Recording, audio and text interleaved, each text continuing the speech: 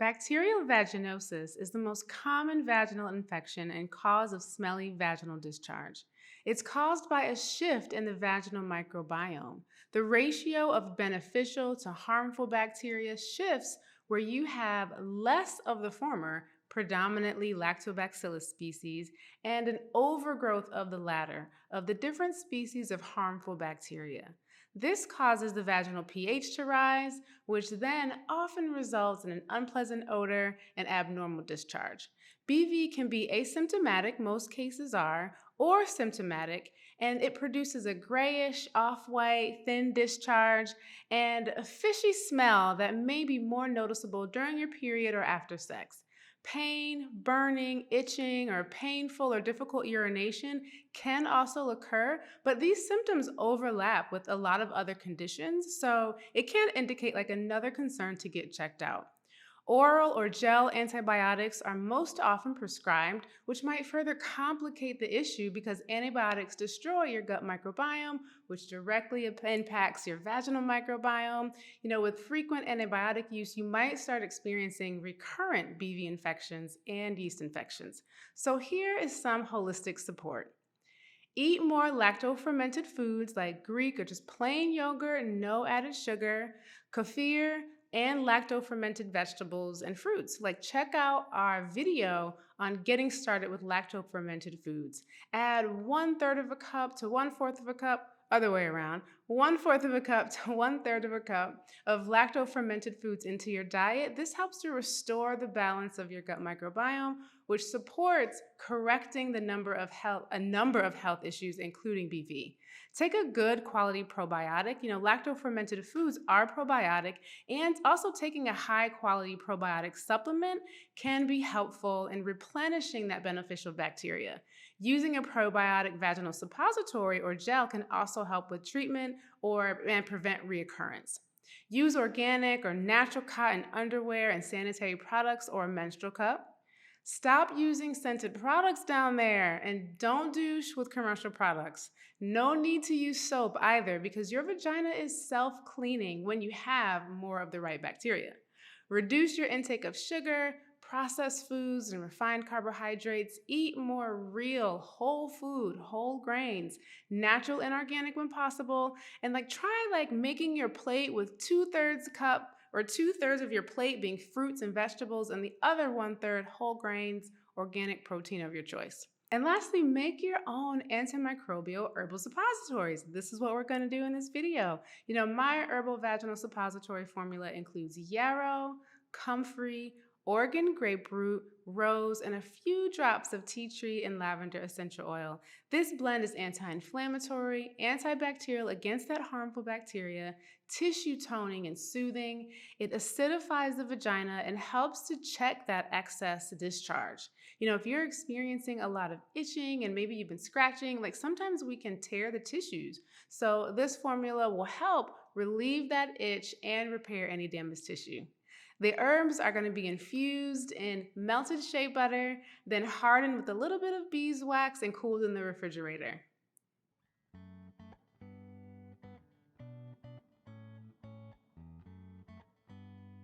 All right, y'all, so we are gonna make our herbal vaginal suppositories. So we have everything set up here, and what I've done is I've already pre-measured my shea butter and my beeswax, and you're gonna get the full recipe to this, so don't worry about measurements for right now. I've pre-measured them, and I have a double boiler situation going on here where I have hot water in the pot, a glass bowl on top, and I want to get the beeswax and the shea butter melting while I measure out each of my herbs.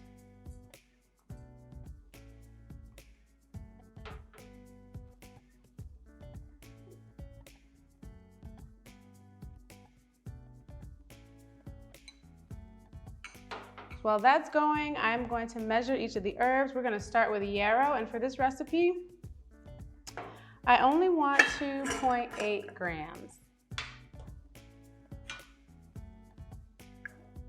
So as you've seen from our other videos, we use a scale. We like to have our formulas as precise as possible when we're giving them To clients, customers, students, at home, we're a little bit more loose, especially with our tinctures. But here, I want 2.8 grams. And with each herb, I want to powder it. So I'm going to put these into, as I measure, I'm going to put directly into our grinder. Up next, calendula, I also want 2.8 grams.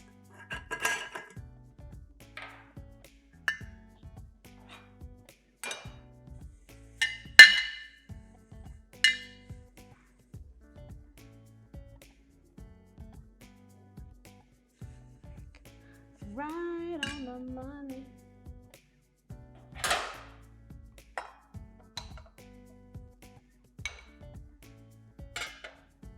Next, our comfrey leaf.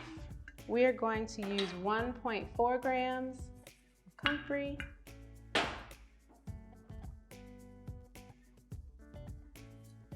Boom.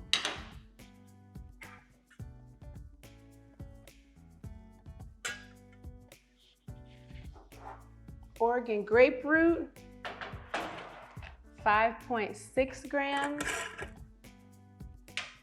This is the primary in our formula. That's adding a lot of the antimicrobial benefits.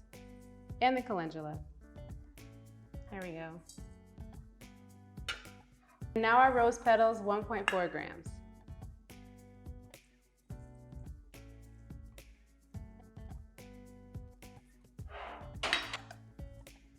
So all of our herb is in our grinder. We're gonna add the top, and we're gonna grind it as fine as we can with our coffee grinder. Ooh. Yeah, I'm gonna go some more. Wow, that's great.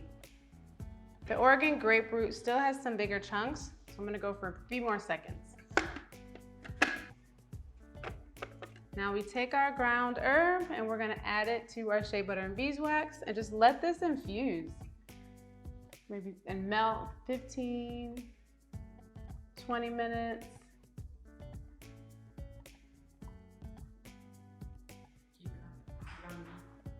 You wanna keep this on the heat. You don't wanna put it on direct heat. The oil will burn. That's why we're using water and we're kind of using a double boiler. So I'm gonna keep this on the heat. It's on low until all of the beeswax and the shea butter are melted. And for about, just let it infuse for about 15, 20 minutes. So we have a really great texture on our oil, and now it's time to add a little bit of essential oil, and then we're gonna pour it into our mold and put it in the refrigerator. It'll harden. I probably store them in the refrigerator, and you would use 1 per night, like I said before. And so here we go. I forgot my pipette, so I'm gonna do my best. I really only want 3 drops. This is tea tree essential oil. Do my best. Yeah, that's enough. You don't want too much essential oil. It can be damaging to the tissues, but this is really highly diluted, which is great, in our infused oil, which is going to be our suppository. And same amount, a little bit of lavender. Best to use a dropper for sure.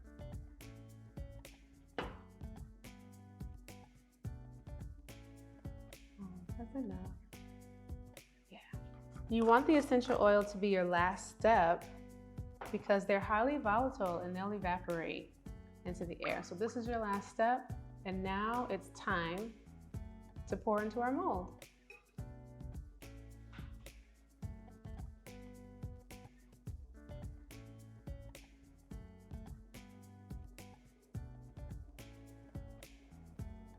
Wasn't sure if I would need to. You spread it out. I think I just need 1.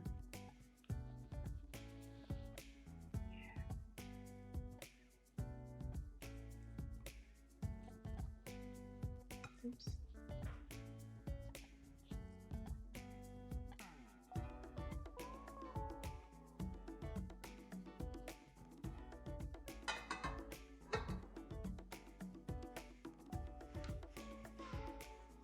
go. It's spilling over a little bit, but that's okay.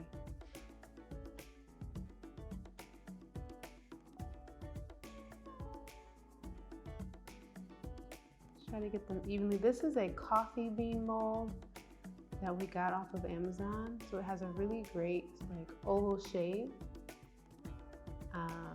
to use as suppositories.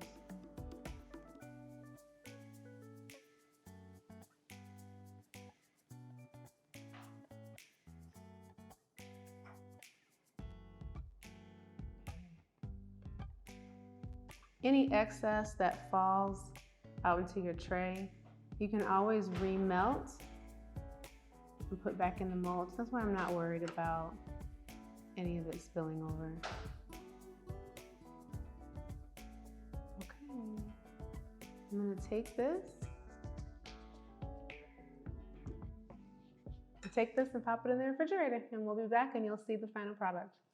For these vaginal suppositories, you're going to insert one a day for 7 to 10 days, maybe as long as you need to. At night will likely be most convenient. Wear a panty liner, organic, natural, because the berberine is a constituent in the Oregon grape root that provides yellow coloring that might stain your clothes or your sheets. And don't worry about the herbal material getting stuck up in there. Gravity in your discharge will help to expel it. Remember that BV is caused by an imbalance in the bacteria in your vagina, so you have to think about your practices, your diet, and your lifestyle that can throw that balance off. You want your body to be an environment in which the beneficial bacteria, the lactobacilli, thrive. While it's so easy to reach for a product that promises immediate relief, remember that your vaginal flora is impacted by, yes, what it's exposed to externally, bacteria, other microorganisms, and chemicals from fabrics, soaps, fragrances, other people's body parts and secretions. But this flora is also impacted by what you eat. Diets that include a lot of highly processed foods, preservatives, and additives feed the bacteria that create this infection and smell. If you want to reach a state where this is not a recurrent issue, then solutions that are purely topical, while they're absolutely helpful, their effects will only be temporary if you haven't tipped the scale where you have more of the beneficial bacteria than not, and that work happens internally. I hope you found this video helpful, and if you experience bacterial vaginosis, I hope you find some relief from these solutions. Thanks so much for tuning in. Be sure to like and subscribe. See you next time.